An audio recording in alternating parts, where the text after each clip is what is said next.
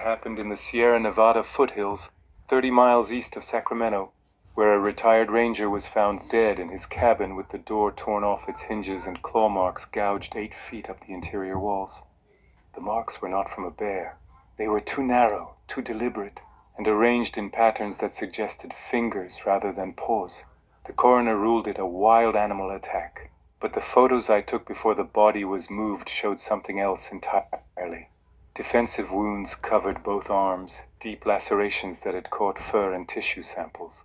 When the lab results came back 3 weeks later, they were marked, classified, and removed from the database. I kept copies. The DNA was canine but carried markers that didn't match any known species in the system. That was in March of 2023, and it was the beginning of what would become the worst 8 months of my career. So before we continue, make sure you subscribe and let us know where you're watching from. Thanks.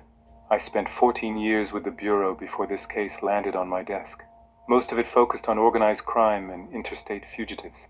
I knew how to track human predators, how to read crime scenes, how to separate fact from panic. When the Sacramento field office received a request for assistance from the Placer County Sheriff's Department, I expected the usual jurisdictional mess over a drug operation or maybe a serial offender crossing state lines. Instead, I got a case file that read like something from a Gothic novel. 7 separate incidents over 6 months, all within a 90-mile radius of Lake Tahoe. Livestock mutilations that went beyond predation into something that looked ritualistic. Hikers reporting encounters with an upright creature covered in dark fur that moved too fast to photograph. Campsites destroyed with a level of violence that suggested rage rather than hunger.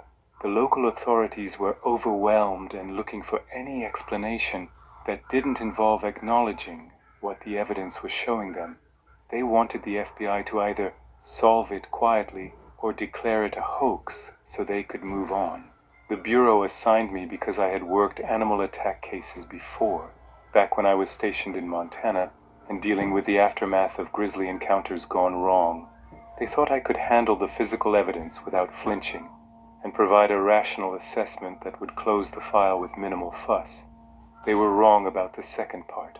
I drove up to Forest Hill on a Tuesday morning in late March, following Highway 49 through gold rush country where the trees grew thick and the cellular signal died in patches.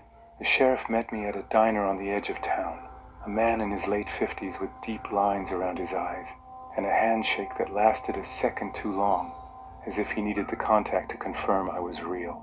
He didn't want to talk in his office. He didn't want anyone hearing what he had to say. We sat in a corner booth with coffee neither of us touched while he laid out what had been happening in his county. His voice was low and careful, the words chosen with the precision of someone who had rehearsed this conversation in his head multiple times but still couldn't quite believe he was having it. He told me he had been sheriff for 22 years and had seen every kind of crime and tragedy that a rural county could produce. Bar fights and domestic disputes, drug labs and illegal grows, traffic fatalities and hunting accidents. But nothing in his experience prepared him for what started happening in the fall of the previous year. The first incident was in October of the previous year, when a hunting party found their camp torn apart while they were away checking trap lines. Tents shredded, supplies scattered across 100 yards, and their truck pushed off the logging road into a ravine. They assumed vandals or maybe a territorial dispute with another hunting group until they found the tracks. Barefoot impressions in the mud near the creek, 18 inches long and showing 5 toes with claw tips extending an inch beyond the pad. The front part of the print looked human. The back part looked canine. The stride length measured over 6 feet. They took photos and filed a report that went nowhere because no one knew what to do with it. The sheriff showed me the photos on his phone, grainy images taken in poor light that nonetheless showed the impossible anatomy clearly. He told me the hunters were experienced outdoorsmen, men who had spent decades in these mountains and knew the difference between human and animal sign. They weren't the type to panic or fabricate stories. They left the area immediately and refused to return, abandoning thousands of dollars worth of equipment rather than spend another night in that location. Similar incidents followed through the winter, each one escalating in severity and spreading across a wider geographic area. A ranch outside Auburn lost 12 head of cattle in a single night, killed but not eaten, arranged in a rough circle in the middle of a pasture. The rancher found them at dawn, each animal showing massive trauma to the neck and chest, but with minimal blood loss, as if they had been killed elsewhere and moved to this location. The circle was precise, each carcass equidistant from the center, positioned with a deliberation that went beyond any natural predator behavior. The rancher had worked cattle for 40 years and had dealt with mountain lions and bears and every natural predator in the region. He told the responding deputies this was different. This was wrong, in a way that made his skin crawl. He showed them tracks leading from the pasture into the tree line, the same impossible prints the hunters had photographed. The deputies took photos and filed a report that mentioned possible cult activity or ritualistic vandalism. They never went back to interview the rancher again, and he never reported another incident, despite telling his neighbors he saw something watching his property from the forest edge on multiple occasions after that night. A construction crew working on a Forest Service road found their equipment vandalized and a storage trailer ripped open from the top down, the metal peeled back like a sardine can. The damage would have required industrial equipment or multiple people working with cutting torches, but the site was 15 miles from the nearest road access and showed no evidence of vehicle entry. The crew foreman found tracks in the clearing around the trailer, the same distinctive prints pressed deep into hard-packed earth that should not have held impressions from anything short of heavy machinery. Then came the encounters with people, incidents that moved beyond property damage into direct confrontation. A woman driving home from her night shift at a hospital in Grass Valley hit something on a dark stretch of road and stopped to check for damage. She got out of her car and found herself facing a shape that stood upright between the trees, taller than a man, with eyes that reflected her headlights in a greenish glow. She described it as having a wolf's head on a human body, covered in fur the color of dried blood. It watched her for perhaps 10 seconds without moving, without making a sound, just standing there with its arms hanging at its sides in a posture that was disturbingly human. Then it dropped to all fours and vanished into the forest with a speed she couldn't process, covering what looked like 30 feet in a single bound before disappearing completely. She drove to the nearest gas station and called the police from there, too shaken to drive any farther. She kept repeating that the eyes looked intelligent, that it wasn't watching her the way an animal watches, it was studying her the way a person studies something they're trying to understand. The responding deputy found scratches on her hood deep enough to expose the metal underneath, 4 parallel gouges spaced like fingers. He filed a report that mentioned a possible wildlife encounter and left it at that.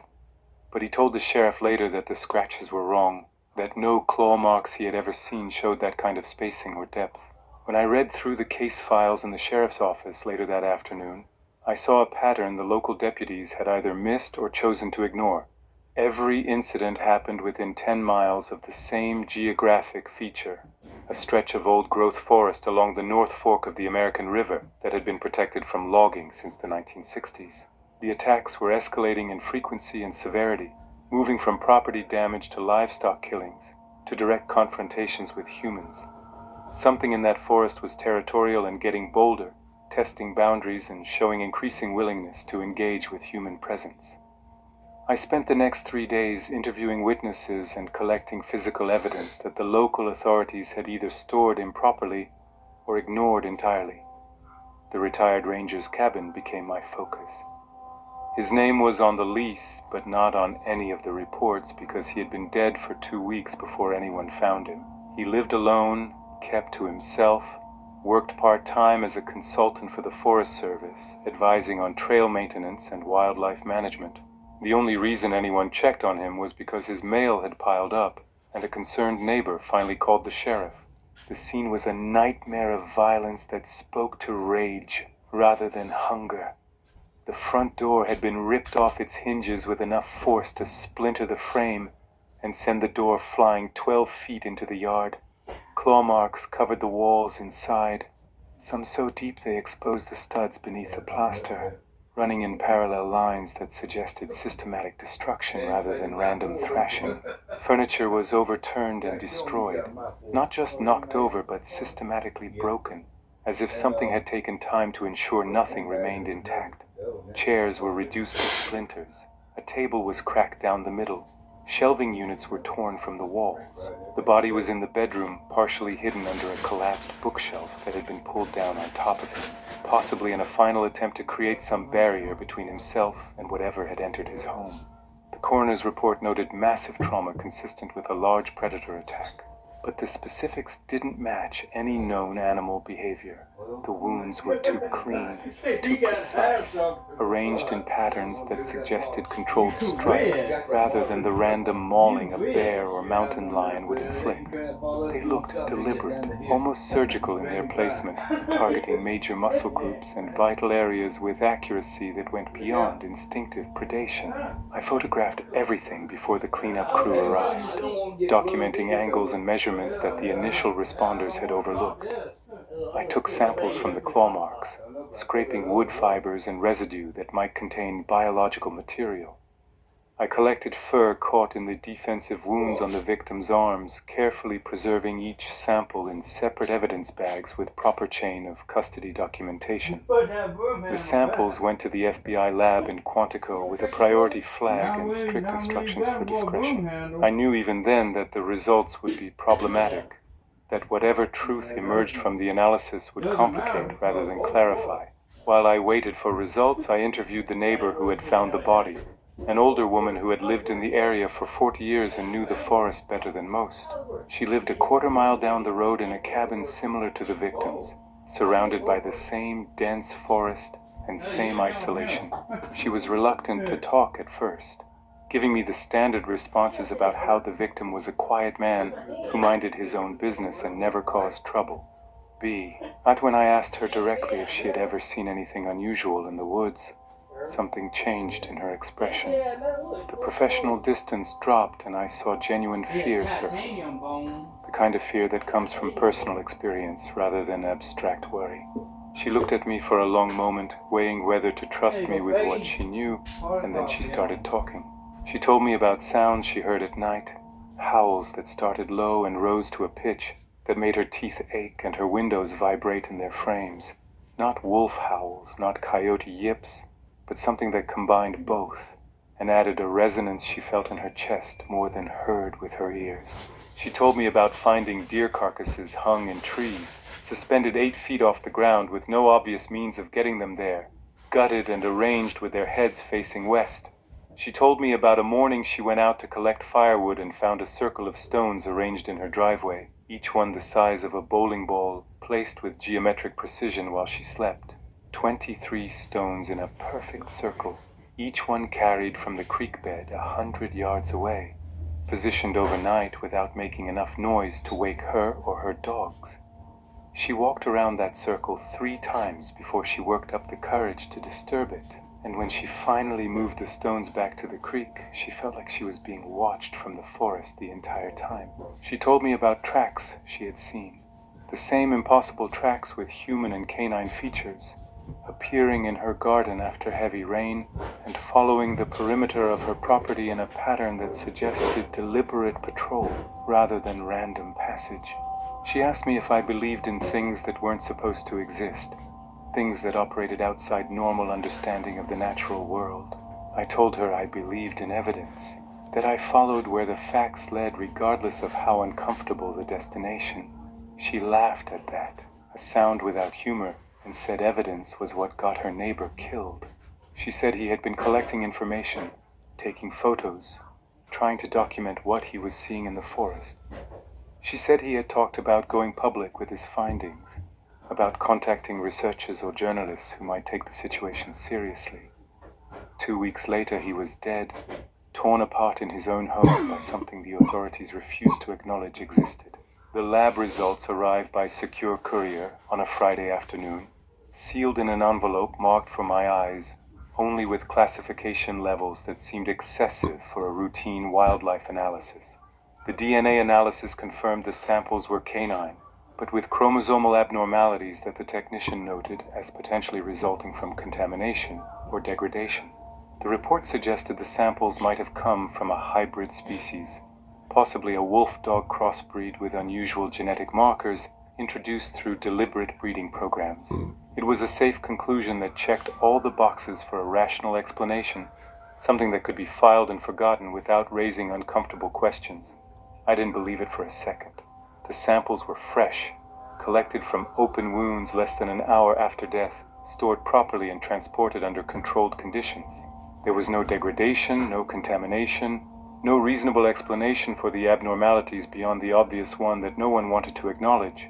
And the technician's notes, buried in the appendix of the report where most people would never read them, mentioned specific anomalies in the genetic structure that didn't match any known canine species in the database, domestic or wild.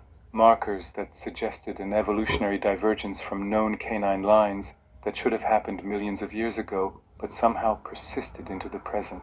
The technician had been careful not to draw conclusions, sticking to dry technical language and avoiding speculation, but the implications were clear if you knew what to look for. Someone at Quantico had made a decision to classify the findings and bury the details under language that sounded conclusive without actually explaining anything. I made copies of everything, the full report including the technical appendices, and stored them off-site in 3 separate locations. 3 days later, the original files were pulled from the system with a directive that came from above my supervisor's level. The case was being closed, the evidence was being transferred to a different jurisdiction, and my involvement was terminated effective immediately.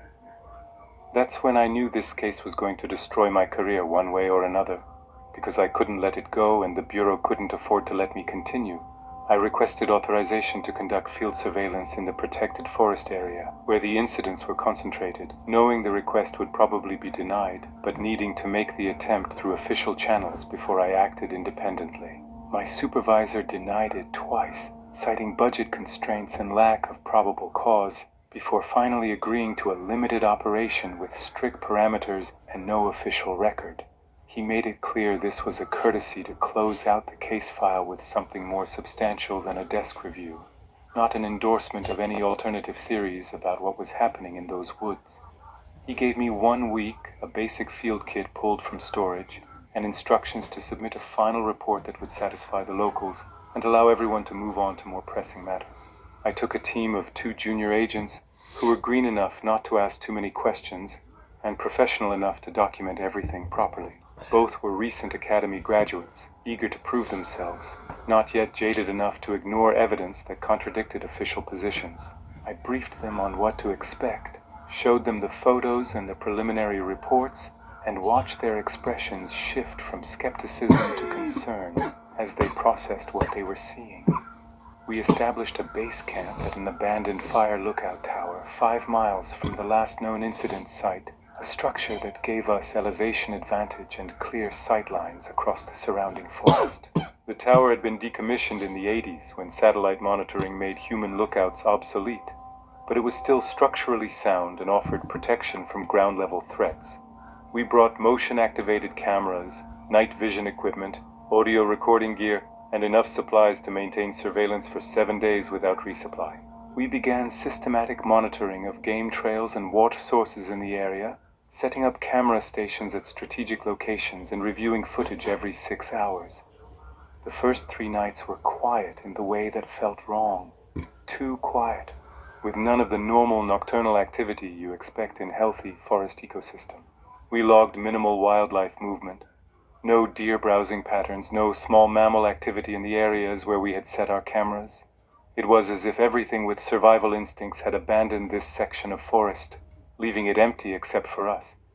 We documented standard territorial markers from local black bear and mountain lion populations on the periphery of our surveillance area, but nothing ventured into the core zone we were monitoring. The forest felt dead, or more accurately, it felt like something was keeping everything else out. On the 4th night, everything changed. We were in the tower, taking turns on watch while the others tried to sleep, when the sound began. It started as a low rumble that I felt in my chest before I actually heard it, a subsonic frequency that made the wooden floor of the tower vibrate beneath my feet. Then it rose, building in volume and pitch until it became a howl that didn't match anything in my experience or in any wildlife audio database I had studied during my years with the Bureau. It wasn't a wolf, wasn't a coyote, wasn't any canine vocalization I had encountered in 14 years of fieldwork across multiple states and ecosystems. It was deeper, more resonant, with a quality that seemed almost intentional, as if something was shaping the sound rather than simply producing it. The howl lasted perhaps 15 seconds, reaching a peak that made the windows of the tower rattle before cutting off abruptly in a silence that felt like physical pressure. In the silence that followed, every normal forest sound stopped completely. No insects chirping, no birds calling, no small mammals rustling through the underbrush in their nocturnal routines. Just silence so absolute it felt oppressive, unnatural, like the forest itself was holding its breath. One of the junior agents, barely 25 and